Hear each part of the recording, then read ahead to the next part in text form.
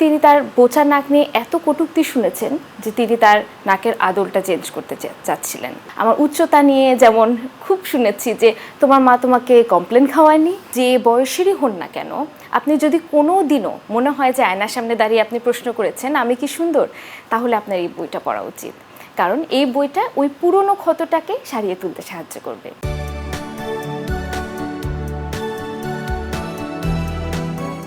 আমি কি সুন্দর বইটার যে জার্নিটা, এটা শুরু হয়েছিল আসলে 2020 সালে, যখন আমি আমার ফেসবুক পেজের মেসেঞ্জারে একটা মেসেজ পাই।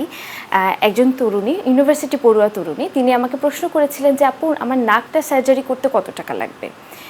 এবং এটা কারণ ছিল যে তিনি তার বোচা নাক নিয়ে এত কটূক্তি শুনেছেন যে তিনি তার নাকের আদলটা চেঞ্জ করতে চাচ্ছিলেন। আর আমার অনেক কথা বলার ছিল তাকে, কিন্তু দুর্ভাগ্যবশত আমি বলতে পারিনি, কারণ তিনি তার অ্যাকাউন্টে ডিঅ্যাক্টিভেট করে দিয়েছিলেন। তো তার মেসেজটা আমাকে ভাবতে বাধ্য করেছিল আমি যা যা শুনেছি আমার নিজেকে নিয়ে, আমার জন্মগতভাবে পাওয়া ডার্ক সার্কেল নিয়ে।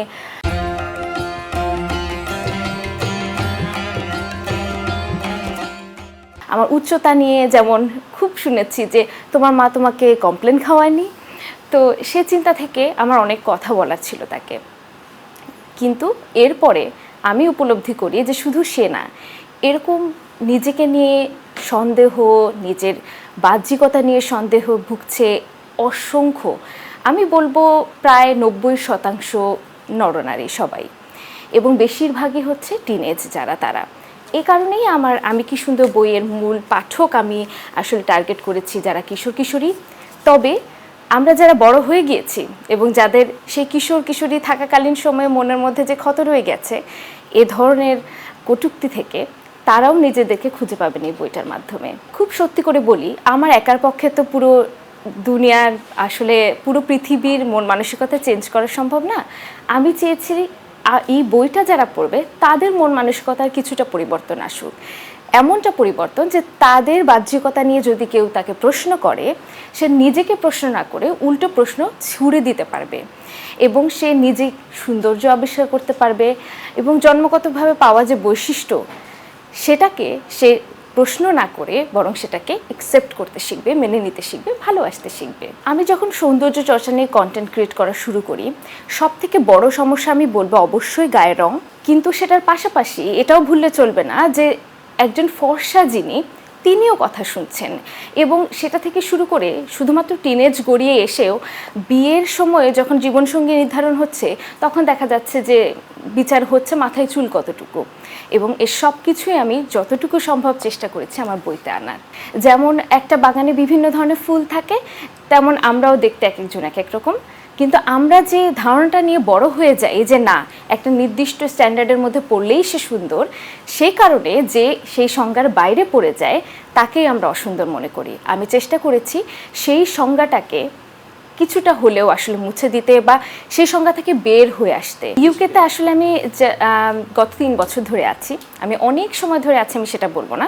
গত 3 বছরে আমি আমার চোখের সামনে বা আমার অভিজ্ঞতায় বা আমার আশেপাশে কারো অভিজ্ঞতায় বর্ণবাদ সংক্রান্ত কোনো ধরনের আচরণ আমি নিজে দেখিনি, এবং আমি সেখানে বরং উল্টোটাই দেখেছি। হ্যাঁ, বর্ণবাদের শুরুটা হয়তো বা অনেক অনেক বছর আগে হয়েছে, কিন্তু এখন তারা ওটা থেকে অনেক দূর আগে এগিয়ে এসেছে। সেখানে ব্ল্যাকরা যতটুকু তারা তাদের অধিকার পাচ্ছেন, হোয়াইট যারা তারাও পাচ্ছেন, বরং আমি দেখেছি সেখানে অনেকটাই কম। এবং খুবই আইরনিক্যালি খুবই সত্য হচ্ছে যে আমাদের দেশে বর্ণবাদটা ধরা হয় যে আসলে এটা প্র্যাকটিস নেই, কিন্তু সেটা পদে পদে অনেক বেশি আসলে প্রভাব ফেলছে, শিশু থেকে বড় পর্যন্ত। সমস্যাটাই হয়ে গেছে আমরা ধরে নেই যে বর্ণবাদ বা হচ্ছে রেসিজমটা একটা ওয়েস্টার্ন কালচার, যেটা একেবারেই সত্য না।